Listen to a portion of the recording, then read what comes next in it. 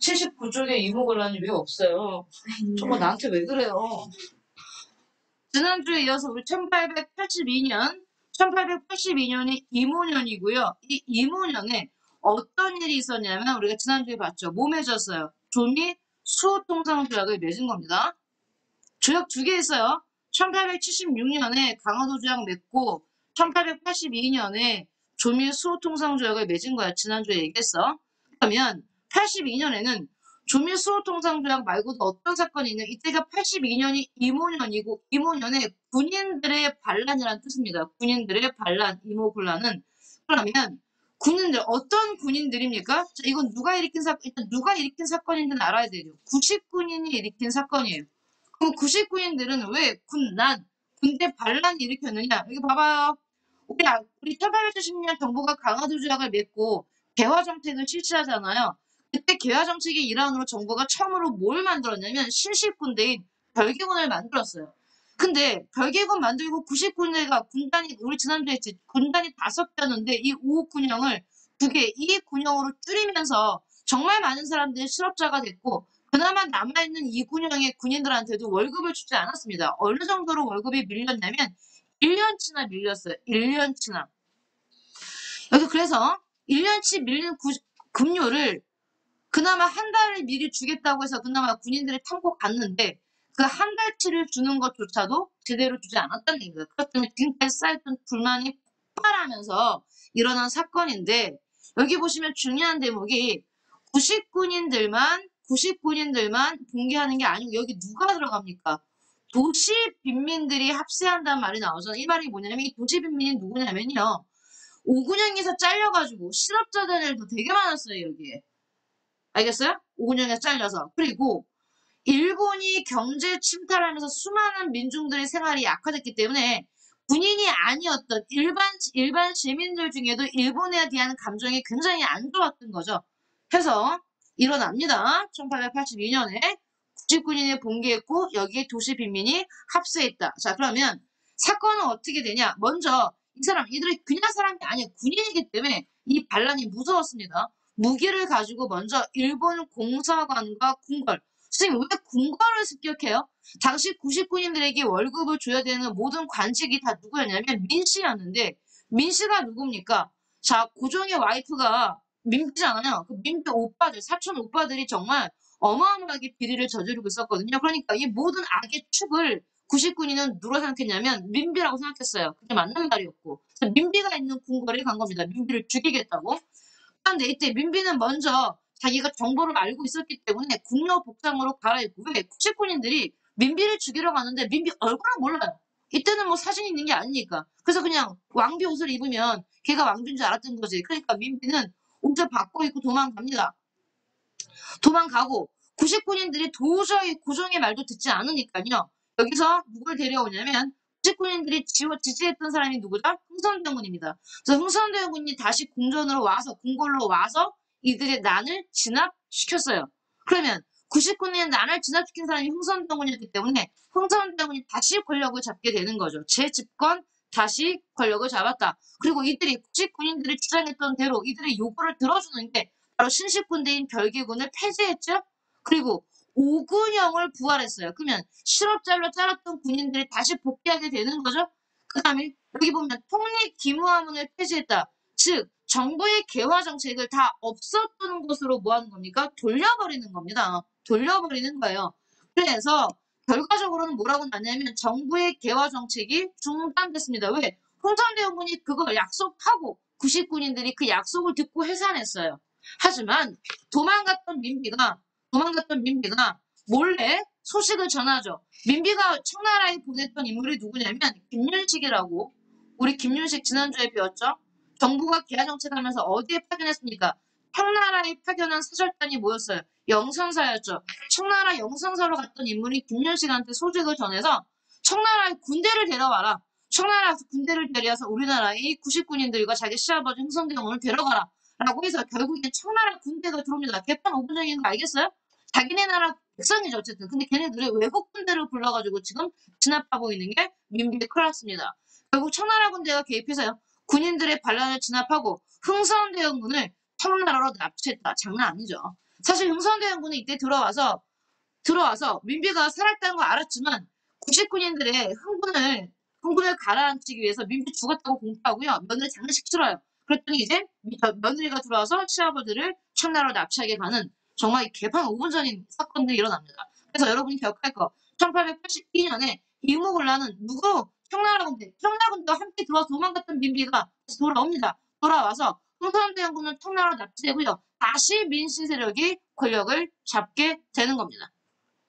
결과 청나라는 자기네 군대를 보내서 군인들의 반란을 진압했기 때문에 이때부터 청나라가 엄청나게 목소리가 커져요. 조선에게 이래라 저래라 뭘 하게 되는 겁니까? 간섭을 하게 되는 거죠. 되게 중요합니다. 이거. 외국의 군대가 우리나라에 있다는 얘기는 이제 우리나라가 독립국가로서의 어떤 위상이 떨어진다는 얘기입니다. 만약에 시험에 청나라 군대는 외국 군대가 우리나라에 주둔하게 된 계기, 사건 뭐라고? 이모곤란 이렇게 되는 겁니다. 그럼 청나라는요. 조선의 정치에 간섭하기 위해서 마건상이라는 청나라 관리와 또 멜렌드로프는 독일인이지만 굉장히 또 친청파야, 친청파. 청나라의 이익을 대변해주는 이런 애들을 고문으로 파견해서 내부 정치, 조선의 정치를 간섭했다.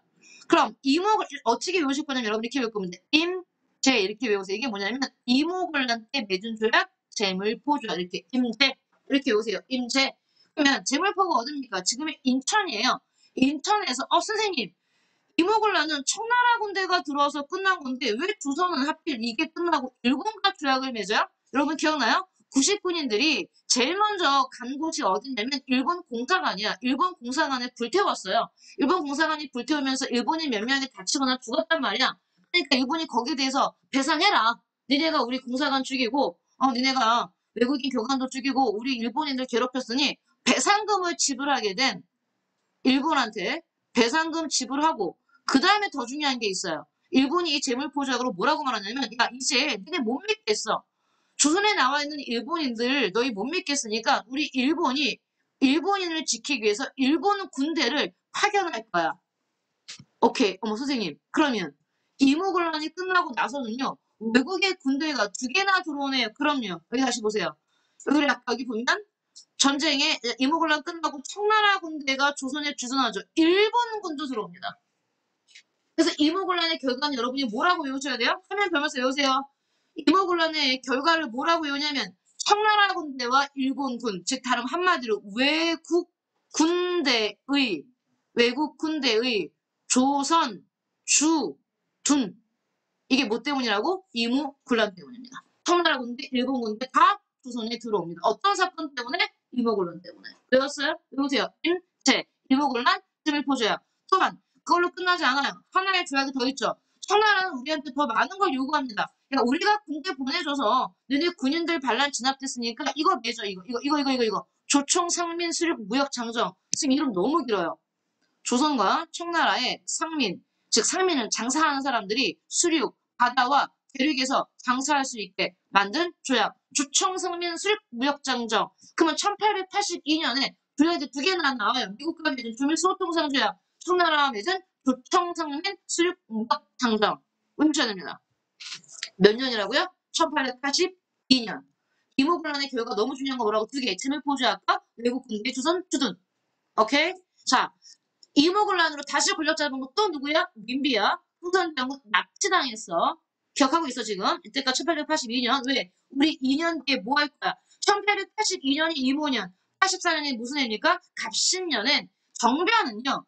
쿠데타를 말해요. 쿠데타. 일단 정변은 쿠데타. 다른 말로 성공한 겁니다.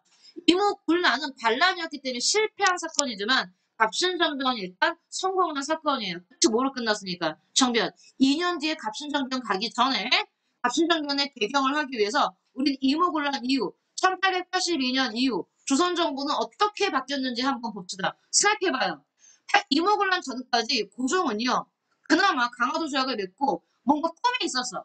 우리나라도 막 이렇게 근대화해서 서양 국가처럼 잘 살아보자 했었는데 이모곤란이 일어나서 정말 찬물을 쫙 끼얹고 그쵸? 자기 아빠 납치당하고 어쨌든 그쵸? 자기 와이프는 지금 권력 잡고 있고 이런 상황에서 이 고종의 개화 정책을 뒷받침했던 사람들을 우리는 개화파라고 부르는데 이 개화파가 나눠져요. 여기 나오지. 이모군란을 전후한 시기에 개화파가 갈라져. 파가 두 개로 갈라져. 무슨 개화파와 무슨 개화파로 갈라지는 거야? 온건개화파와 급진개화파로 갈라지는 겁니다. 그러면 이름에서 알 수 있듯이 온건개화파와 급진개화파는 둘 다 개화파니까 개화를 하는 데는 둘 다 찬성해. 단 뭐가 다른 거야? 방법이. 어떤 방법으로 개화할 거야? 속도는 빠르게 할 거야? 천천히 할 거야? 그 다음에 외교 정책이라면 우리는 청나라와 일본 두 나라 중에 어떤 나라랑 친하게 지낼 거야? 이런 걸 둘러싸고 갈라지는 겁니다. 갈라지는 거예요. 한번 보세요. 온건개화파는 한마디로 뭐라고 부릅니까? 얘는 친청파예요. 청나라랑 친하게 지내는 애들이고. 급진개화파는 친일파입니다. 친일. 얘네 뒤에는 누가 있냐? 여기서 말하는 친일은요. 식민지 시대 때의 친일이 아니에요. 이건 나라 팔아먹은 애들이 아니고 일본이랑 친하게 지내면서 개화의 모델을 우리 어떤 나라랑 일본처럼 개화하자가 급진개화파고 아니야. 청나라처럼 개화하자가 온건개화파인 겁니다. 알겠죠? 그러면 온건개화파 누가 있습니까? 김용식, 김홍식, 어윤중. 이 중에 우리가 두 명 이미 배웠잖아. 김윤식 아까 민비가 이모군란 때 김윤식한테 편지 보내가지고 청나라 군대 데리고 왔던 애고 그 다음에 김무집이 누굽니까? 조선 특약 갖고 왔던 애죠. 2차 수신사 일본에 가서 이래가 다 누굽니까? 아 온건개화파 김윤식, 김홍집, 어윤주 그 다음에 급진개화파 김옥준, 박영현, 홍영식, 서광덕 외우셔야 돼요. 이름을. 그러면 온건개화파는 아까도 말했지만 청나라와의 관계를 중요시 여겨서 청나라의 개화운동에 청나라가 이때 뭐했냐면 양무운동 했거든요. 그러니까 온건개화파의 주장은 청나라의 양무운동처럼 우리나라도 뭐하자? 개화하자. 그러면 청나라의 양무운동이 뭔데? 기본이 이겁니다. 동도서기. 동도서기 뜻 보세요. 도는 제도예요. 제도는 동양의 것 그대로, 즉 제도는 안 바꾸고 우리나라 것 그대로 하고 기술만 서양의 기술을 받아들이겠다. 이게 동도서기의 뜻입니다. 다시 동도서기 제도는 동양의 것, 즉 우리나라 걸 그대로 두고 서양의 기술만 받아들이겠다. 그게 동도서기면 급진개화파의 모델이 어딥니까? 일본의 개화운동은 메이지 유신인데 메이지 유신은 문명개화론입니다. 문명개화론은 다 바꾸는 거예요. 제도도 서양 걸로 기술도 서양 거로. 이건 둘 다 뭐로 바꾸자? 서양 거로 바꾸자. 이거는 기술만 서양 거로 바꾸자. 이겁니다. 여러분이 외우셔야 되는 키워드는 이런 것들이죠. 온건개화파, 청나라 양무운동, 동도서기, 급진개화파, 일본의 모델이 뭐야? 메이지 유신? 메이지 유신은 문명개화론. 문명개화론은 뭐가 뭐를 다 바꾼다? 제도와 기술을 다 서양 거로 바꾸겠다. 어떻게? 빨리. 그래서 급진개화파예요. 온건개화파는 천천히, 점진적으로 하자. 이걸 아셔야 개화파의 분할을 아셔야 갑신정변을 이해합니다. 왜? 갑신정변은 개화파와 개화파의 대립이에요. 아까 여기 보세요. 이모글라는 어디와 어디에 대해 이거는요. 흥선대원군과 민비의 싸움이면 결국 흥선대원군은 뭐고 무정척사파고요. 개화하지 않겠다. 그 다음에 민비 개화하겠다. 이모글란께서 무정척사파와 개화파의 대립이라면 갑신정변은 개화파와 개화파의 대립입니다. 온건개화파와 급진개화파의 대립이 되는 겁니다. 큰 흐름을 나랑 머릿속에서 정리해봐요. 여기 보세요.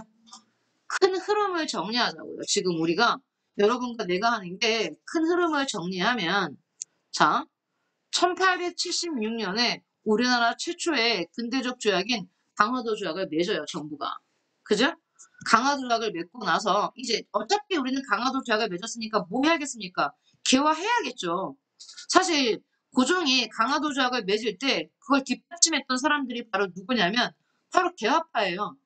개화파가 있었기 때문에 강화도 조약을 뒷받침해서 정부가 뭐 하는 겁니까? 개화 정책을 펼치는 겁니다. 쭉 펼치다가 첫 번째로 난 사건이 바로 이 1882년에 이모년에 일어난 곤란이에요. 근데 이모곤란은 누구와 누구의 대립이라고요? 무정척사 파대 개화파의 갈등이에요. 문호를 개방하지 말자라는 애들과 개화하는 애들의 갈등. 이게 이모곤란이었다면 2년 뒤에 일어나는 1884년에 일어나는 갑신년에 일어나는 갑신정변은 어차피 유정척사파가 아니고 개화파 대 개화파의 갈등이에요. 무슨 개화파와? 급진개화파와 온건개화파의 갈등입니다. 그러면 갑신정변을 일으킨 애들이 누구냐면 급진개화파예요. 급진개화파가 정변을 일으켜서 성공을 해요. 하지만 딱 권력을 3일 동안 잡았다가 뺏겨요. 그래서 갑신정변을 뭐라고 부르는 겁니까? 3일 천하라고 부르죠. 3일 동안 권력을 잡았다가. 그럼 또 누구한테 뺏기는 줄 아세요? 또 민비예요. 민비는 뭔데? 민비는 온건계합파에 있습니다. 민비는 급진계합파 아니에요. 민비는 청나라를 업고 있어요, 등에. 그래서 이모곤란도 청나라 군대가 들어와서 실패하고요. 갑신정변도 청나라 군대가 출동하면서 실패해. 즉 이모곤란과 갑신정변은 다 공통점이 뭐야? 청나라 군대가 들어오면서 다 끝난 사건입니다. 그러면 이모곤란 갑신정변 끝나고 우리나라 조선에서 가장 입김이 센 나라는 어떤 나라가 되겠어요? 청나라가 되는 겁니다. 청나라가. 아파. 아니 이거 처음 들어요? 갑신정변? 여러분 중학교 때도 다 했잖아요. 중학교 때요? 왜 그래요? 초등학교 때도 했어요. 중학교 때 하물며. 그거 했어요. 산미증 식기밖에 안 했어요. 그 전이잖아요. 그거 알지? 일단 수업 들었어요, 학교에서. 갑신정변을 읽으면 자 내가 방금 배경을 다 설명했습니다. 이모군란이 끝나고 나서 청나라가 조선에 대한 내정 간섭이 엄청 심해져요. 그러면서 원래 하려던 개화 정책이 제대로 진행이 안 되고 후퇴하는 걸 자꾸 이렇게 쭉쭉 나가야 되는데 자꾸 뒤로 밀린다는 얘기입니다. 그러니 급진개합파 입장에서는요 불만이 높아지겠죠. 그렇지 않아도 지금 우리나라는 다른 나라에 뒤졌는데 빨리빨리 해야 되는데 이것 때문에 제대로 안 하니까 급진개합파의 불만이 높아졌습니다. 그것도 첫 번째 배경이고요. 또 두 번째로는 급진개합파가 약해져요. 왜냐하면 민비와 민씨는 온건개합파를 이루어졌단 말입니다. 민씨 정권과 자꾸 갈등이 심해지면서 왜 민씨 정권은 계속 어떤 나라를 등에 업고 있어? 청나라. 청나라를 등에 업고 있고 급진개합파는 대부분 일본파예요. 일본파. 그러다 보니까 얘네들이 힘이 약해져. 게다가 또 일본이 우리한테 이 급진개합파한테 돈을 빌려줄게. 왜냐면 개화할 때 돈이 많이 필요하거든요. 돈을 빌려준다고 했었는데 이 새끼들 약속도 어깁니다. 실패해요. 그러니까 여기 봐봐. 급진개합파 관리들이 큰 소리 쳐놨단 말이야. 야, 일본이 돈 빌려줄 거야 라고 했는데 안 빌려주니까 또 얘네가 할 말도 없어지고. 세 번째로 국제정세도 변화했습니다. 조선에 주둔하고 있던 청나라 군대가 청나라 자기네 나라에서 일이 일어나요. 그러니까 군대 일부를 빼요. 그럼 청나라 군대가 일부 반쯤 나가니까 청이 아무 간섭을 덜 하겠죠. 요때가 기화가 된 거지. 그리고 일본이 급진개합한테 약속했어. 야, 니네가 먼저 사건을 일으키면 우리가 도와줄게. 그 약속을 믿고 이제 급진개합파가 정변을 일으켰습니다. 언제? 우정총국은 지금의 우체국을 말해요. 우체국이 처음으로 문을 열면서 개국 파티를 했거든요. 축하 파티. 이 날을 이용해서 민씨 정권의 고관들, 높은 고위 관리들을 죽이고요. 권력을 잡았습니다. 이때 민비랑 고종은 죽이지 않고요. 그냥 가둬놨어요. 방 안에. 그리고 자기네가 정부를 만들지. 있지만 갑신정변은 급진개합파가 왕이 되려고 한 게 아니야. 왕을 인정하지 않고 자기네가 왕권을 장악하려고 했던 사건이 아니고 개화 정책을 빨리 하려는 게 얘네의 목적이었어. 그래서 자 개화당 정부라는 새로운 정부를 만들어요. 물론 왕을 무시한 건 아닙니다. 두고서 얘네가 했던 거 갑신정변 때 발표했던 개혁 정당이라는 문서를 보면 정말 개화파가 하고 싶었던 일이 다 나옵니다. 일단 얘네는요 급진개화파는 청나라 간섭받는 게 가장 싫었어요. 그래서 첫 번째로 뭐라고 말합니까? 지금까지 청나라를 4대 섬겼잖아요. 4대가 뭡니까? 큰 나라를 섬긴다는 뜻입니다. 즉 더 이상 청나라를 섬기지 않겠다. 즉 너희를 임금의 나라로 섬기지 않겠다. 그 말이 뭔데? 4대 관계를 끝내겠다는 얘기입니다. 4대 관계를 청산했어요. 그리고 너무 중요합니다. 이거. 우리나라 역사상 처음으로 신분제 폐지를 주장해요. 얘가. 인민평등권에다 쓰셔야죠. 이게 뭔데? 신분제 폐지에 관련된 얘기입니다. 여러분은 지금 펜도 손에 들고 있지 않고요. 공부할 마음 1도 없어요. 뭐 하십니까? 줄도 안 치고 필기도 안 하고 발표도 안 하고 뭐 하는데? 영화 봐요?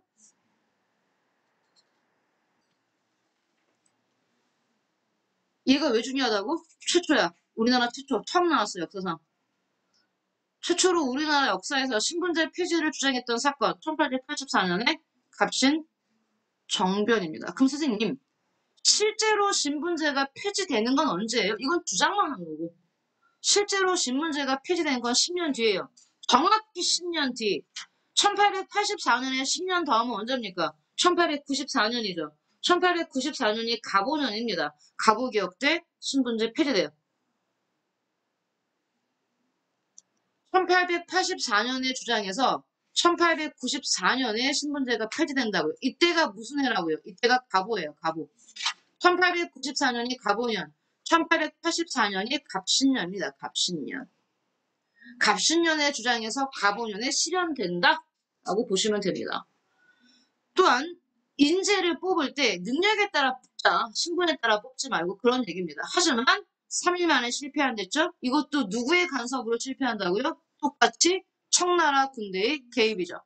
청군의 개입, 청나라의 개입.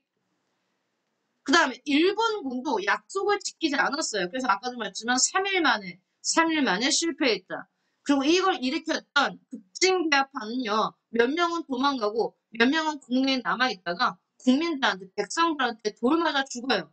왜 그러냐면 왜 국민들은 급진개합파를 이렇게 미워하냐. 사실 급진개합파를 미워했다기보다 급진개합파 뒤에 있는 일본을 진짜 미워했어요.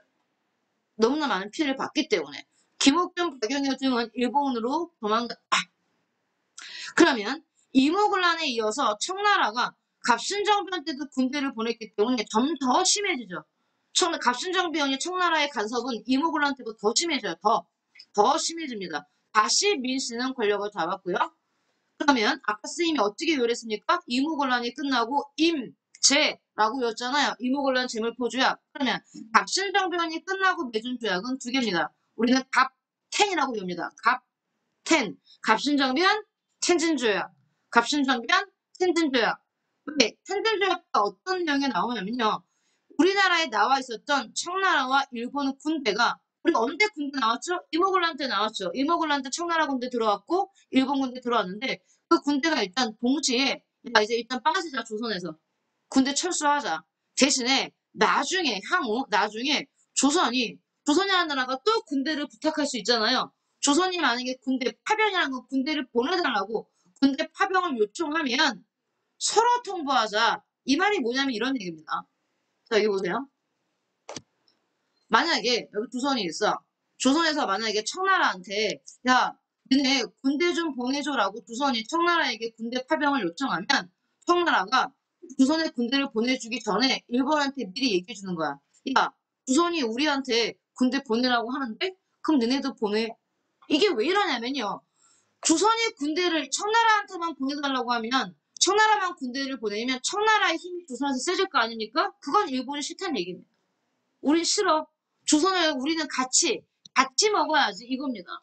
만약에 조선이 일본에게 군대를 보내달라고 말하면 일본이 청나라한테 얘기하는 거죠. 야, 조선이 군대 보내달라는데 같이 군대를 보내겠다는 얘기입니다. 이게 뭘 상징하는지 아십니까? 어마어마한 걸 상징해요. 지금까지 조선에서 가장 강력한 나라는 청나라였어요. 일본은 사실 청나라랑 다이다이 뜨기 힘들어요. 그런데 텐든 조약에서 청나라와 일본이 서로에게 통보할 것을 약속했다. 청나라가 그만큼 일본을 인정했다는 얘기고요. 일본의 세력이 그만큼 강해졌다는 얘기입니다.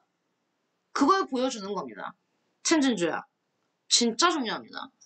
이후에 조선의 군대 보낼 일이 있으면 서로가 서로에게 통보하라. 우리는 가만히 있는데 지네들끼리 하는 거죠. 하나 더 있어요. 갑신정변은 끝나고 두 개 조약을 맺습니다. 한성조약은 또 다시 선생님 이거는 또 일본이랑 맺은 건데 이게 무슨 일이 있나요? 갑신정변이 일어났을 때 백성들이 일본을 정말 싫어했다 했잖아요. 그래서 이때도 몇몇의 일본인들이 죽었어요. 그러니까 똑같이 이모군란 때와 마찬가지로 배상금을 일본에 지불해준 조약이 바로 한성조약입니다.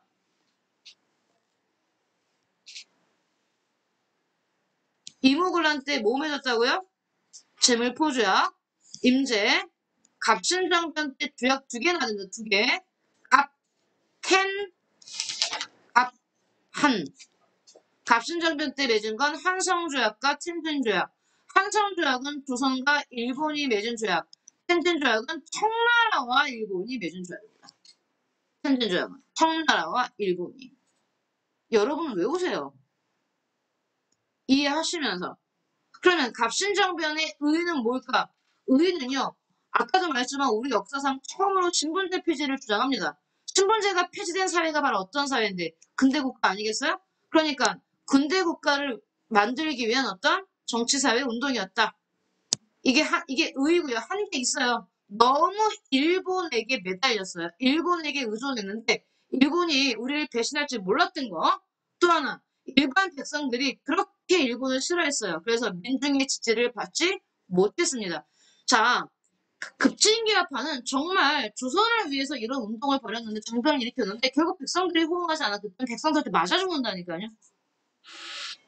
민중의 지지를 받지 못했다. 너무 일본에 의존했다. 자, 그러면 1884년 이후에 어떤 일이 있었을까? 우리가 봐. 갑신정변 때 갑신정변 끝나고 봤잖아요. 텐든 조약은 청나라와 일본이 조선을 놓고 지네들끼리 뭐 서로 알리지 않은 둥 이렇게 맺은 조약 아닙니까? 이걸 보고 야, 더 이상 안 되겠다. 이렇게 되면 강대국들한테 끌려다니겠다라고 싶어서 우리나라를 나중에 중립국가로 만들자라는 내용이 나옵니다. 그 전에 한 가지 사건이 더 있어요. 그게 바로 뭡니까? 거문도 사건이죠. 순서가 되면 거문도는 우리나라의 섬인데 이 섬을 누가 불법으로 점령한 사건이냐면 동남아 주세요. 영국이. 영국이라는 나라가 우리나라의 거문도라는 섬을 우리의 허락받지 않고 불법으로 지네 마음대로 이 땅을 점령한 사건이 거문도 사건입니다. 그럼 여러분이 물어보셔요. 아니 갑자기 영국은 왜요? 영국은 왜 갑자기 우리나라의 거문도를 불법으로 점령해요? 여기 봐요. 여기 조선이 있으면 좀 조선을 둘러싼 나라들이 청나라, 러시아, 일본이 있잖아요. 근데 러시아가 조선에 접근하면서 조선과 러시아가 좀 친해졌어요. 그러면 러시아가 이렇게 조선으로 내려오면서 러시아의 힘이 세지는 걸 가장 싫어하는 나라가 이쪽에는 영국입니다. 영국은 어쨌든 러시아의 세력이 세지는 걸 싫어해. 막아야 됩니다. 그러니까 러시아가 이렇게 조선과 너무 친해지니까 영국이 먼저 조선의 거문도를 불법 점령한 거예요. 즉 영국은 조선을 먹으려고 한 게 아니라 러시아를 견제하기 위해서 조선의 거문도라는 성을 불법 점령한 사건이에요. 그래서 우리가 얘네들한테 항의했지. 아니 우리나라 섬을 왜 니네가 마음대로 가져가나 해서 중간에 청나라가 중간에 껴가지고 결국 나중엔 영국군이 철수했지만 적어도 2년 동안 자기네가 멋대로 우리나라의 섬을 점령한 사건입니다. 그래서 이 사건 뒤에 이렇게 강대국들 사이에서 우리가 힘들어하지 말고 우리나라를 중립국으로 만들자. 중립이라는 건 어떤 나라의 편도 들지 않는다는 얘기 아닙니까? 이런 주장만 나왔어요. 사실 중립국이 되기 위해서는 굉장히 힘이 세야 되는데 그렇지 못하니까요. 어떤 사람들이 이런 걸 주장했다? 자, 부들러라는 사람이 우리나라에 나와 있었던 다른 나라 외국 대사인데 조선을 영원히 중립국으로 만들자라는 얘기도 했었고요. 그 다음에 우리나라 학자였던 유기준 선생님이 역시 강대국의 침략으로부터 조선을 보호하려면 중립국을 만들어야 한다. 말만 했어요, 말만. 실제로 이게 이루어진 게 아니고 이런 논의가 있었다. 다시 정리합니다. 화면 보세요. 정리. 1882년 무슨 사건? 이모 군란. 1884년 갑신년에 갑신정변. 1885년에 거문도 사건. 그래서 87년까지 했죠? 이 사건 뒤에 야 우리 이러지 말고 조선을 중립국으로 만들자는 중립국 논의. 이게 순서입니다. 오늘 한 개. 정리하고 있어요? 머릿속에 정리하세요. 머릿속에. 이모군란 때 맺은 조약 임제, 제물포 조약, 갑신정변 끝나고 조약 2개, 조선과 일본이 한성 조약, 청나라와 일본이 덴든 조약. 기억나십니까? 거문도 사건은 영국이 우리나라의 거문도를 불법 점령. 그 다음에 나오는 게 중립국이야. 이모군란 갑신정변 거문도 중립국. 순서 아셔야 됩니다. 이모군란 갑신정변 거문도 중립국. 이렇게 내용이 흘러가는 거예요. 자, 여러분은요. 여기 봐봐요. 우리 지금 지난주부터 쭉 펴오고 있잖아요. 그럼 여러분이 지금 하셔야 될 거. 요거 풀고요. 꼭 풀어보시고요, 지금. 그 다음에 여기도 여러분이 직접 풀어보세요. 꼼꼼하게 읽고 답 쓰고 그런 다음에 나랑 뒤에 문제 합치다. 일단 풀어보세요. 네. 네. 엉망일까요? 머리. 정이야.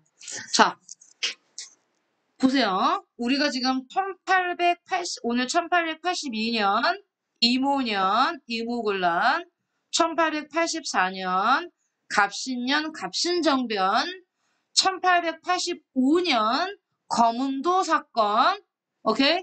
그 다음에 검은도 사건이 끝나고 우리는 뭐 하자? 조선을 중립국으로 만들자까지 해서 80년대 얘기를 쭉 했죠. 1880년대. 근데 여기서 오늘 확 건너뛰어요.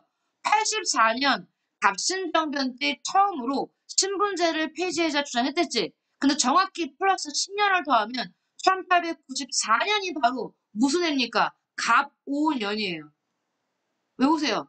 1894년을 무슨 년이라고 부른다? 갑오년. 갑오년에 어떤 사건이 있습니까? 동학농민운동, 갑오개혁. 다 있어요. 1800 몇 년에? 94년. 그래서 우리는 이제 동학농민에 대한 얘기예요. 동학농민운동 한번 봅시다. 동학농민운동은요. 농민들이 주체가 돼서 일어난 우리나라의 근대화 운동입니다. 그럼 농민들이 이걸 하게 된 계기가 뭐냐? 알다시피 계속 말하지만 농민들은 정말 일본 때문에 힘들었어요. 일본 상인들이 우리나라의 국물이라는 건 쌀이잖아요. 우리나라의 쌀을 다 가져갑니다. 그럼 선생님, 강제로 가져가는 거 아니고 사가는 거잖아요. 오케이, 여기 봐. 조선의 지주들 같은 경우는요, 지주들은 쌀을 외국으로, 일본으로 얼마든지 수출을 해도 자기네들은 먹을 게 있으니까. 그러면 일본은 왜 이렇게 쌀을 잘 사갔냐? 당시 일본이 한참 뭘 하고 있었냐면 산업화를 하고 있었단 말이야? 일본 국내에서? 그럼 일본이 산업화 한다는 얘기는 뭐냐면 일본 농촌에 있는 농민들이 농사를 안 짓고 도시로 다 취업하러 올라왔다는 얘기예요. 그러니까 일본은 국내에서는 뭐가 부족해지는 거야? 쌀이 부족해지는 거야. 그러니까 일본은 지네 나라 쌀이 부족하니까 조선에서 쌀을 사간 겁니다. 근데 조선인 주주들이 쌀을 너무 많이 팔고 나니까 우리나라 농민들이 먹을 게 없는 거예요. 그래서 조선의 곡물 가격, 쌀 가격이 폭등하게 되는 거죠. 이것 때문에 농민들 너무나 많이 굶주렸고요. 또 당시에 일본이 여기서 말하는 외국은 영국인데 영국에서 싼 면직물들을 사왔어요. 생각해보세요. 조선 농촌에서는 농민들은 면직물을 손으로 짰어요. 이렇게 배틀로. 아직까지 우리는 살펴면 안 했기 때문에. 근데 영국산 면직물, 영국은 공장에서 만들었어. 가격이 비교가 되겠어, 안 되겠어? 안 돼요. 조선에서 손으로 만든 이 수공업 제품은 굉장히 가격이 비싼데 일본이 외국산 면직물을 수입하면 가격이 너무 싸니까 농촌에서 만드는 이 집 안에서 만드는 면직물 공업은 다 망합니다. 타격 입었죠. 수공업 타격. 이렇게 일본의 경제 침탈이 심해지는 가운데 정부는 조선 백성들을 위해서 할 수 있는 일이 없었어요. 능력이 없었다. 무능했다. 능력이 없었다. 왜? 정부가 몇 번이나 이걸 내렸었어, 얘들아. 방공령 내렸었어. 방공령은 뭐냐면, 우리 방공령이라는 거 들어봤죠? 방공령은 원래 조선의 관찰사가 뭡니까? 지금의 도지사예요, 도지사. 각 도에서 가장 높은 사람들이 관찰사인데, 조선 관찰사들이 내린 명령인데, 내릴 수 있는 명령이에요. 즉, 아까 일본이 이렇게 쌀을 사가면 조선 관찰사, 예를 들어 특히 우리나라 함경도 같은 경우는 북한에 있는 이 함경도는 그렇지 않아도 논이 부족해서 쌀이 부족하기 때문에 함경도 관찰사가 방공령을 내리면 함경도에서 생산된 쌀은 다른 나라로 팔려갈 수 없다는 명령이에요. 관찰사가 낼 수 있는 명령 맞아. 근데 이것 때문에 일본이 자기네 상인들이 손해를 봤으니까 오히려 일본에게 배상금을 지불하라니까 조선 정부는 또 배상금을 줍니다. 어? 그러면서 그 배상금은 돈이잖아요. 그러면 조선 정부가 돈이 없으니까 또 백성들한테 세금을 걷어서 줘요. 그러니 백성은 더 힘들겠지. 또 정부가 1876년 강화도 조약을 맺고 개화 정책을 하려면 돈이 많이 필요하거든? 돈이 많이 필요해. 또 누구한테 걷겠어요? 농민들한테 세금으로 걷는 거예요. 농민들만 2중, 3중 죽어나가는 거죠. 게다가 중간에 있는 관리들, 수령 밑에 있었던 얘들은 오히려 계속해서 부정부패로 백성들을 쥐어짜내고 이런 것들이 어쨌든 결합이 하면서 농민들이 도저히 못 살겠다.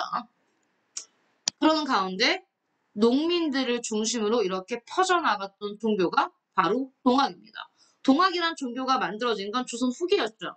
경주조정의 몰락 양반이었던 최재호 선생님이 만든 종교. 자, 근데 정부가 이 동학 만든 최재호 선생님을 사형시켜요. 죽입니다. 왜냐하면 동학이 내세웠던 가장 기본적인 사상이 바로 뭐였냐면 여러분이 다 까먹겠지만 인내천 사상이라는 게 있습니다. 인내천이 뭐냐면 인간이 곧 하늘이다. 결국 인내천 사상은 모든 인간은 다 평등하답니다. 이거 되게 위험한 사상이죠. 조선이라는 나라는 어떤 나라입니까? 유교 국가잖아요. 조선의 유교 국가, 여기 봐. 조선이라는 나라는 철저하게 신분제 국가야.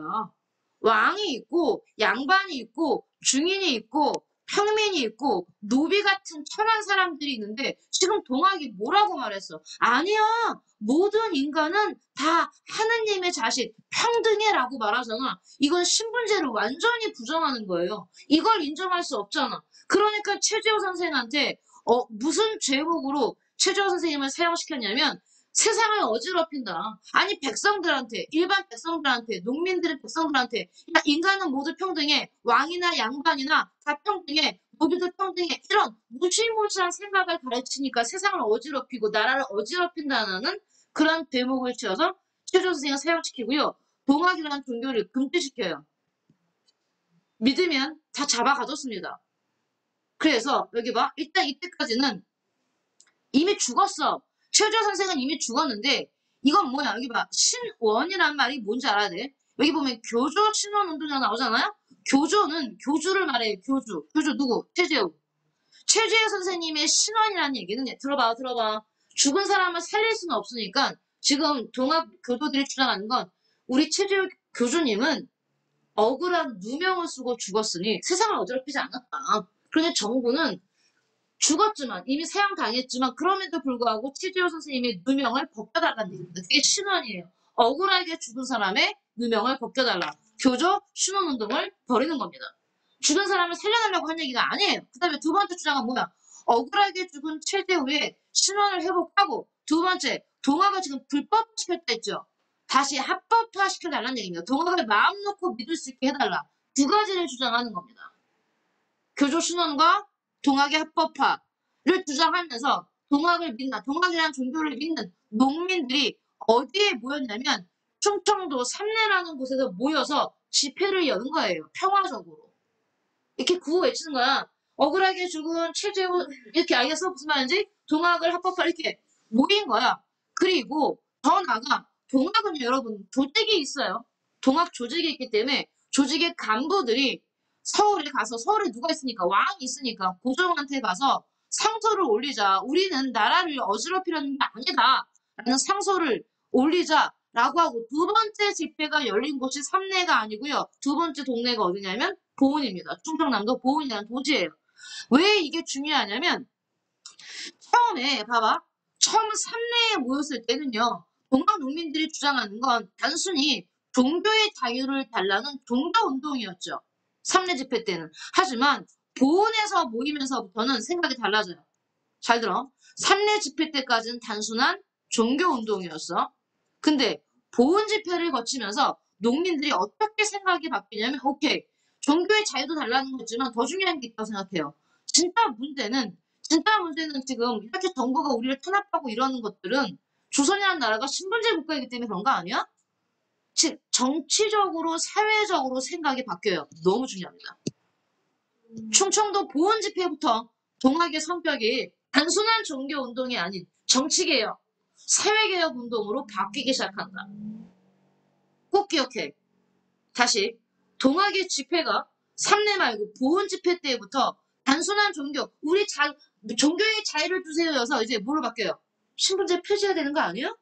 일본군은 몰아내야 되는 거 아니야? 라는 생각 있지만 니네가 죽어도 기억해야 될 단어가 동학의 두 가지 구호는요. 반, 봉건, 즉 봉건제 반대, 그 다음에 반, 외세, 외국 세력 반대입니다. 이 구호가 나오기 시작한 게 보은 집회예요.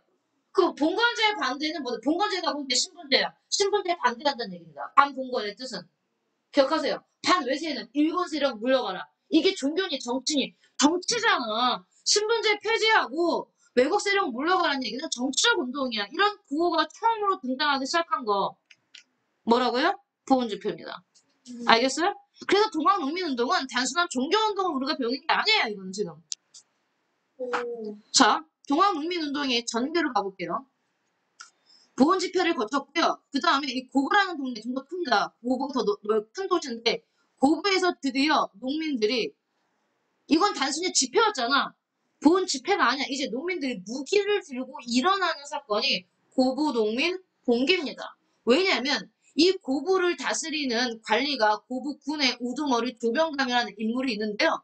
이 사람이 어떤 사람이냐면 조병감이 굉장히 유명한 사람이에요. 전국구 인물이야. 이게 전국적으로 이름이 알려진 사람이야. 뭘로 알려졌냐? 탑 오브 탑입니다. 탐관오리의 탑 오브 탑.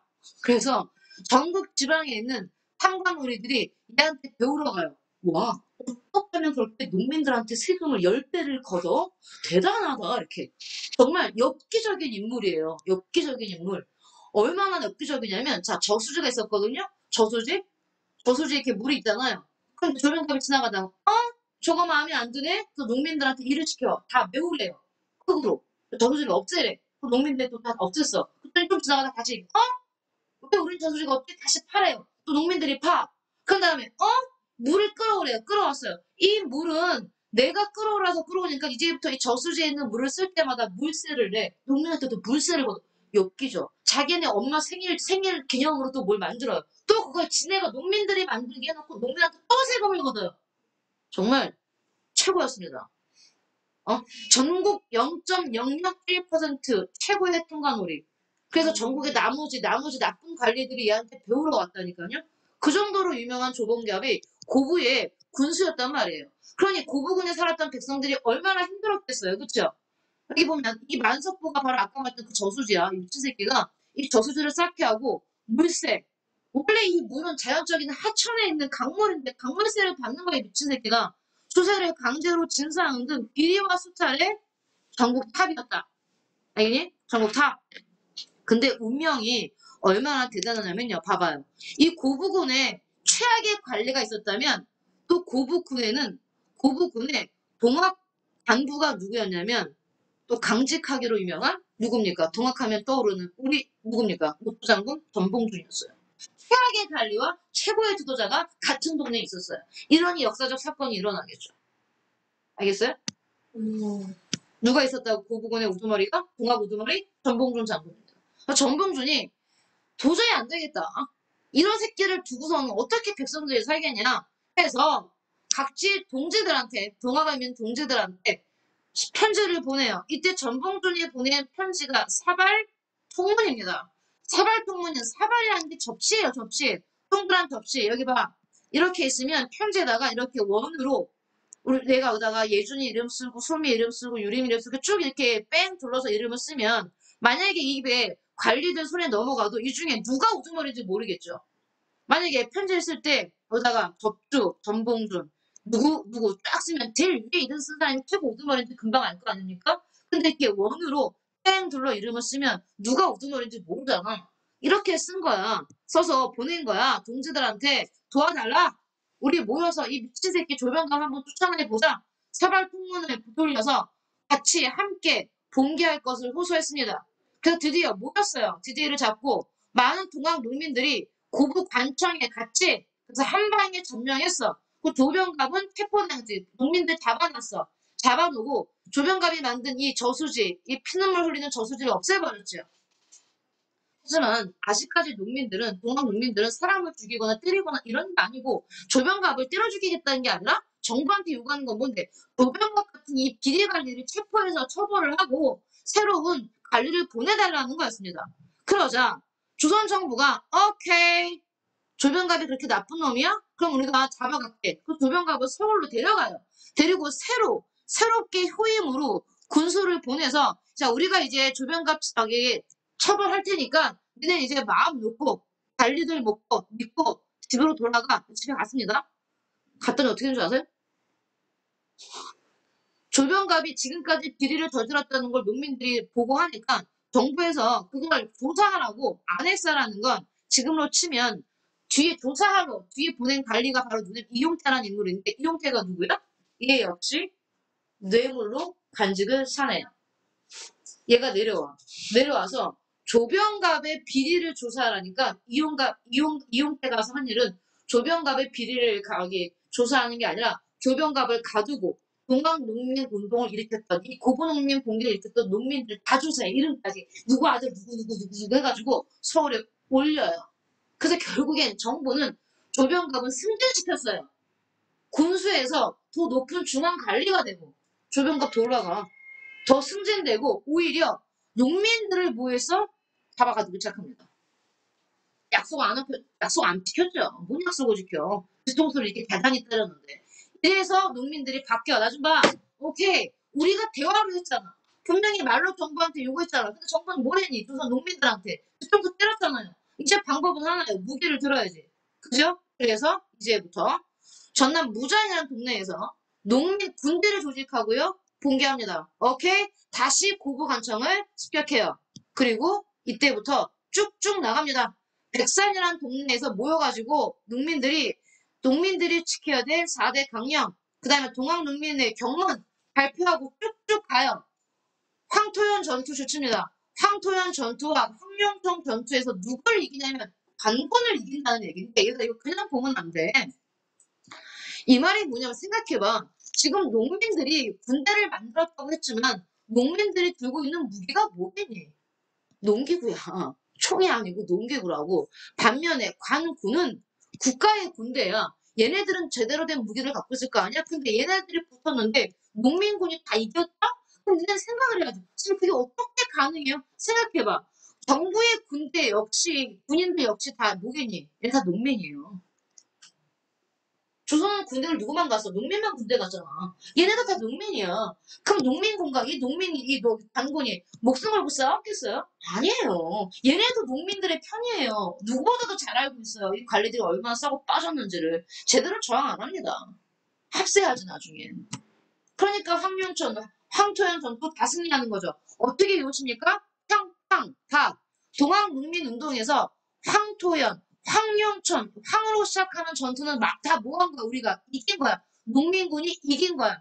그래서 와 규모가 막 커져요. 정부에서 생각했어요. 처음에는 에이 농민 치질한 것들이 농기구 몇 개 들고 지네가 일어나봤자 곧 진압되겠지라고 마음 놓고 있었는데 얘네가 어디를 점령하냐면 여러분 지금까지 나왔던 데는 다 촌락이에요. 보은, 삼내, 뭐 고부 알겠어? 하지만 전주는 지금도 큰 도시지만 이때도 큰 도시였어요. 전주는 관찰사가 있는 곳인데 이 전주성을 농민 군대가 점령을 해. 여기까지 알려주자 정부도 이거 큰일 났네. 이거 보통 일이 아니야. 굉장히 큰 사건이야. 근데 나 좀 보라고. 얘들아. 니네 기억나? 우리가 오늘 배웠던 82년 사건과 84년 이모곤란 갑신정변 다 정부는 지네 나라 일을 해결하지 못해서 어느 나라 군대를 불러들여니? 청나라 군대 불러들였지. 이번에 정부는 이 조선 정부는 이 미친 정부는 1894년 지네 나라 농민들의 반란을 진압하겠다고 청나라 군대를 불러요. 여기 보세요. 아까 여기 보라고 1884년 갑신정변 끝나고 청나라와 일본이 지네끼리 맺은 조약이 뭐였어? 텐젠조약이지. 텐젠조약이 뭐였어? 조선 정부가 나중에라도 청나라나 일본 두 나라 중에 한 나라한테 군대를 요청하면 우리 같이 보내 이거였잖아요. 근데 정확히 10년 뒤에 1894년에 정부가 자기네 나라 농민군 진압하겠다고 청나라한테 군대 부탁해요. 그럼 어떻게 됩니까? 청나라 군대만 들어옵니까? 같이 들어옵니까? 같이 들어와요. 청나라 군대와 일본 군대가. 그래서 1894년에 청나라와 일본이 조선을 놓고 싸웁니다. 그게 바로 뭡니까? 청일전쟁입니다. 청일전쟁 다 같이 일어나요. 여기 봐. 그래서 일단 황토현 황령천에서 승리를 거둔 농민군이 가장 규모가 컸던 큰 도시에서 어디를 점령합니까? 전주성을 점령해. 이게 1894년 4월의 일입니다. 그러자 정부가 이제서야 이거 큰일이다고 해서 정부가 두 가지 액션을 취합니다. 하나는 하나는 관리들을 전주로 내려보내서 농민 지도자와 대화하고 한편으로는 몰래 청나라한테 군대를 보내달라고 그래요. 정부가 두 가지를 다 해요. 근데 백성들은 몰랐지. 동학농민군의 지도자들은 정말 나라를 없애겠다는 얘기가 아니잖아. 잘못된 걸 바로 잡자고 한 거였잖아요. 그래서 여기 봐요. 좋습니다. 정부가 청나라에 군대를 요청합니다. 그러면 청나라 군대는 일본군과 약속했잖아요. 써놔요. 무슨 조약 때? 텐진 조약 때. 10년 전에 맺은 텐진 조약 때. 이때가 1884년 아닙니까? 이때 맺은 텐진 조약 때문에 정부는 청나라한테만 군대를 요청했지만 청나라 군대와 일본 군대가 함께 오게 되는 겁니다. 그리고 정부는 하나 더 했어요. 전주에 관리들을 보내서 농민들과 대화한다고 그랬잖아요. 근데 이때 농민군은 우리 때문에 외국의 군대가 들어오면 안 되잖아. 이 얼마나 어이없습니까? 정부는 자기네 나라 농민들을 죽이겠다고 외국의 군대를 부르는데 농민들은 외국의 군대가 들어오면 우리나라가 힘들어지니 우리가 자진 해산하겠다. 즉 농민은 나라를 생각하고 있고 정부는 나라라는 게 없어 얘네들한테. 알겠어요? 그래서 얘네는 농민들은 관리들과 발표합니다. 전주 하약 체결합니다. 전주 하약은 뭔데? 우리 평화롭게 너네가 정부가 약속을 지켜준다면 우리는 해산하겠다. 해산하겠다. 해산합니다. 정부한테 이때 요구했던 게 뭐고요? 해정 개혁을 요구하고요. 정부는 오케이 해. 오케이 너네가 원하는 거 들어줄게. 너네 집으로 돌아가. 그래서 해정 개혁을 약속받고 농민들은 나오죠? 농민들은 스스로 해산을 합니다. 그럼 이제 청나라 군대 필요 있어요? 없어요? 없대요. 농민군이 해산했으니까 청나라 군대가 필요 없잖아. 조선정부가 얘기해 청나라한테 야 오지 마. 우리 농민군 다 집에 갔어. 그 청나라가 아 그래? 우리 갈 필요 없어? 안 가야지 하는데 우리 일본한테도 말했겠죠. 너네도 올 필요 없어 이렇게 말하는데 일본이 얘기 장난하니? 우린 갈 거야. 일본이 그래서 전주는요 전라북도 아닙니까? 일로 군대를 보내는 게 아니고요. 일본은 처음부터 만약에 조선이 오지마라고 말 안 해서도 처음부터 전주로 갈 생각이 없었어요. 농민군을 진압할 생각이 없었어요. 일본은 어디로 갑니까? 경복궁으로 바로 들어갑니다. 경복궁을 점령해버려요. 이때 군대 가지고 경복궁 점령. 자, 동학 농민군은 자진 해산했어. 해산하고 각자 농민군은 자기 동네로 돌아갑니다. 자기네 동네로 돌아가서 정부의 약속을 못 믿는 건 아니지만 시간이 걸리니까 정부가 약속을 실행하기 앞서서 우리끼리 농민들끼리 먼저 개혁을 실시해보자. 너무 중요해. 뭐 만들어요? 집강소를 만듭니다. 잊지 마세요. 집강소는 누가 만든 거야? 농민들이 스스로 만든 개혁기구입니다. 다시. 정부가 만든 거 아니야. 집강소는 누가 만든 거야? 농민들이 스스로 만든 개혁기구예요. 여기 보세요. 여러분 보세요. 여러분 시험에 봐봐. 우리가 1, 876 이렇게 외웠지. 이게 우리나라 최초의 근대적적인 강화도 조약 아닙니까? 강화도 조약을 만들고 정부가 만든 최초의 개혁기구가 뭐였습니까? 통일, 기무, 아문이죠. 이건 정부가 만든 거예요. 개혁기구로. 그 다음에 나오는 게 지금 1894년 동학농민운동 때 정부가 만든 게 아닌 농민들이 스스로 만든 개혁기구. 그게 바로 뭐라고? 세 글자? 집강소예요. 이건 정부가 만든 기구. 이건 농민이 만든 기구. 더 나와요 아직. 왜? 여기 봐. 1894년에 정부도 개혁하거든. 가보면 이게 가보개혁이잖아. 정부가 하는 개혁. 가보개혁 때 정부가 만든 기구는 뭡니까? 이건 통일기마원이고 나올 거예요. 구정총도 나올 거고 더 나올 겁니다. 그러니까 이제 개혁기구 두 번째 이것만 보세요 일단. 통일기마원이 최초로 만든 거, 동학농민운동 때 농민들이 스스로 만든 거, 집강소. 집강소를 여기 봐봐, 여기 한 명 봐봐. 농민군이 스스로 만들고 자기네가 스스로 개혁을 주도했다. 이게 굉장한 의의예요. 조선 역사에서 농민들 스스로 뭔가를 하는 지금 최초의 사건이에요, 여러분. 지금까지 농민들은 그냥 이렇게 무게 들고 배고파 죽겠다 이 정도의 밀란이었지. 이렇게 조직적이고 그 다음에 개혁적인 운동은 여기가 탑입니다. 한편 정부는 뭐 하고 있다고? 농민들이 해산했네? 일본 군대랑 청나라 군대 필요 없으니까 들어오지 말라고 해야지. 근데 여기 봐. 조선정부가 청나라 군대와 일본군한테 야 필요 없으니까 돌아가 털수 요구했죠. 안 지킨다니까요. 일본군 약속. 아니야 아니야 우리 갈 거야. 그럼 얘는 어디로 갔다고요? 경복궁을 기습 점령했지 내가. 일본군은 처음부터 말도 안 듣고 우리가 집에 가랬더니 안 가고 군대를 보내서 경복궁을 기습 점령한 다음에 군인들을 배치하고 야 니네 개혁해. 그리고 청나라와 한편 뜹니다. 청일전쟁도 몇 년입니까? 1894년. 이 1894년에 동학농민운동, 청일운동, 그다음에 가부개혁 다 일어나는 거예요. 같은 해. 알겠어요? 그러면 자 농민들은 집에 가서 집강서 만들고 개혁하고 있었는데 갑자기 일본이 왕이 있는 경복궁을 점령했대. 그러니 농민들은 다 이번 2차 봉기 도울게요. 농민의 2차 봉기는 동학 농민의 1차 봉기는 뭐였냐면 반봉건이었거든. 봉건제 반대, 신분제 폐지 주장하는 건데 2차 봉기는 일본으로부터 왕을 구하자. 이게 반외세예요. 2차 봉기의 구호입니다. 이때는 농민군이 무기를 든 이유가 신분제 폐지가 아니라고. 뭐라고? 일본군을 몰아내자였습니다. 그래서 이때는 규모가 엄청 커요. 여러분 군대 훈련소가 있는 논산에서 동학 조직이 크게 두 개가 있습니다. 북쪽을 중심으로 했던 북쪽 조직이 북접, 남쪽을 중심으로 했던 남쪽 조직이 남접인데 북접과 남접이 다 만나요. 북접과 남접이 함께 힘을 합쳐서 서울로 올라가고 있습니다. 왜? 일본군을 몰아내려고. 기억해. 2차 봉기의 구호는 뭐다? 반일본이야. 일본군 물러나라. 반외세. 특히서 외국 세력은 어딜 말해? 일본. 일본으로부터 왕을 구하자. 세상에 왕은 동학농민군 진압하겠다고 청나라 군대 부르는데 농민군은 일본으로부터 왕을 구하자고 봉기합니다. 하지만 잘 들어요.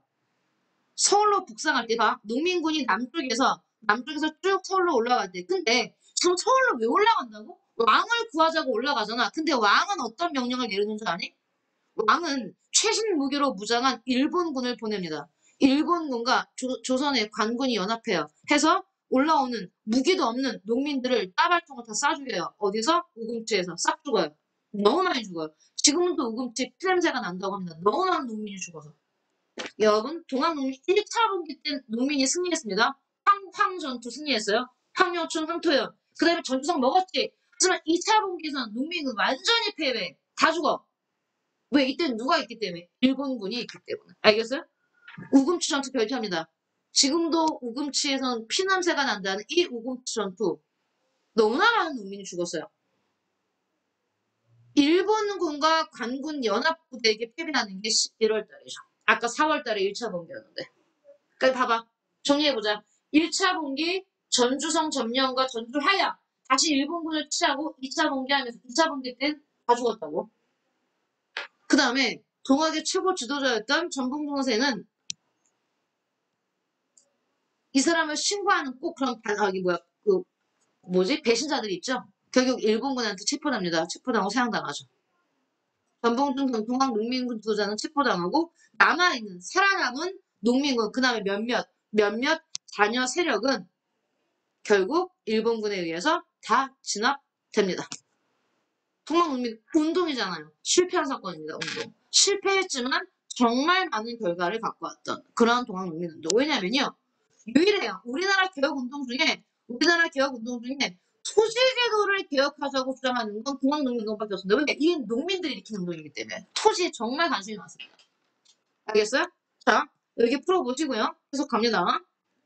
농민운동의 성격 잊지 마. 두 가지 구호. 반봉건 반외세. 침략이란 건 외세야. 자다가도 나와야 돼. 동학농민운동의 두 가지 구호. 봉건제를 반대한다는 얘기는 뭐라고? 봉건제는 다른 말로 신분제야. 선생님. 자, 그럼 시험에 뭐가 나오겠니? 처음으로 신분제 폐지를 주장한 게 뭐였다고? 10년 전에 1884년 갑신정변 때. 정리할게. 써봐 어디다가. 예쁘게 정리해줄게요. 이거는 써야 됩니다, 여러분. 뭐라고 쓰냐면 여기다가 이렇게 써. 어디다 쓸까? 1번. 1884년 땡땡하고 이때가 갑신정변 때 최초로 뭐해? 최초로 신분제 폐지 주장 했지. 그 다음에 두 번째로 주장하는 게 1894년 동학 농민 운동. 이때 때 두 번째로 신분제 폐지 주장. 선생님 계속 주장만 하네요. 언제 실현돼요? 드디어 세 번째. 1800 같은 해야. 1894년 가부 개혁. 가부 개혁 때 드디어 드디어 실현.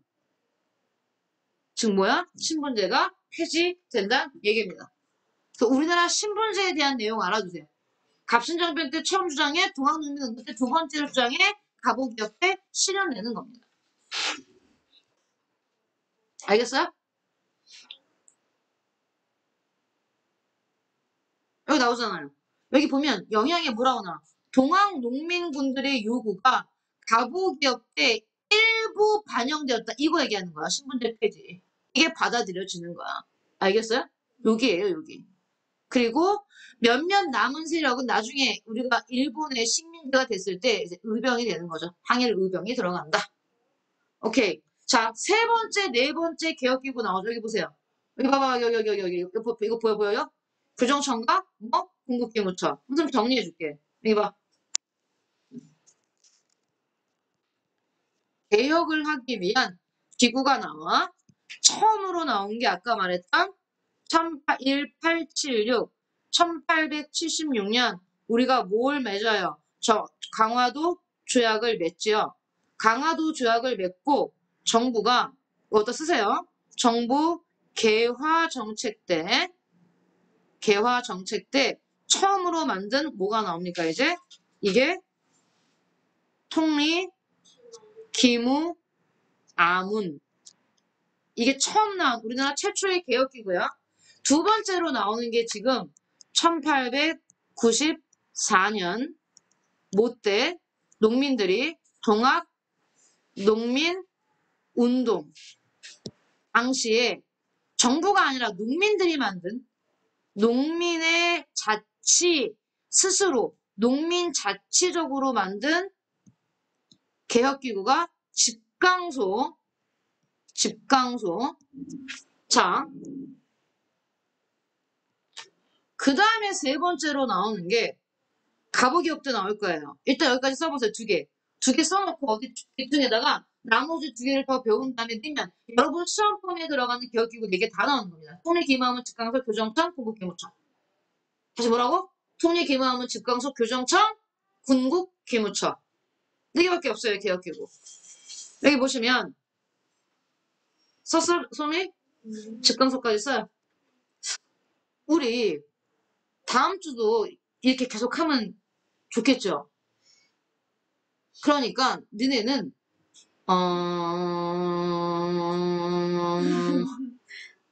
7시 우리가 언제 시작합니까? 7시 반까지 와서 7시 반, 8시 반, 9시 반 이렇게 합시다. 그게 낫겠죠? 왜냐면 어차피 그때는 얘네 앞에 거 아니야. 그래 앞에 거 얘네 광문을 먼저 하고 광문을 7시부터 9시까지 하고 나오죠 그런가? 교정청 여기 봐. 교정청 나오죠? 교정청이 언제 나오는 거냐면 자 정부는 아까 동학 농민들이랑 전주 하약했잖아. 전주 하약하고 농민들은 농민은 대로 돌아가서 농민들이 만든 건 집강소고 정부도 약속을 했잖아요. 폐장계약안 실시해 주기로. 그래서 정부가 만든 게 뭡니까? 교정청입니다. 그러니까 여러분 여기다 이렇게 되는 게 똑같은 1894년 잠깐만 1894년 똑같은 사건 동학농민운동 둘 다 똑같아. 1894년 동학농민운동인데 이거는 집강소는 농민들이 스스로 만든 거고 정부는 이번엔 정부가 약속을 지키기 위해서 만든 개혁기구가 뭐란 얘기입니까? 교정청이라는 얘기예요. 그러니까 이거 두 개는 같이 나온 겁니다. 뭐 이후에 정부랑 농민이 뭐 하고 나서 써봐 전주하약을 맺고 나서 농민이 만든 건 집강소, 정부가 만든 건 교정청. 됐어요? 네. 네. 네. 네. 네. 뭐요? 행정개혁이 뭐예요? 농민들이 정부한테 이렇게 문서를 써서 줬어, 내용을 쭉. 근데 그 제목이 뭐야? 폐정, 나쁜 정치, 나쁜 정치, 폐정, 개혁해라, 개혁, 안. 1, 2, 3, 4 쭉 써갖고 정부한테 줬어. 그래서 그 문서의 제목이 뭐라고? 폐정, 개혁안. 14개. 14개 써서 줘. 그래서 정부가 오케이?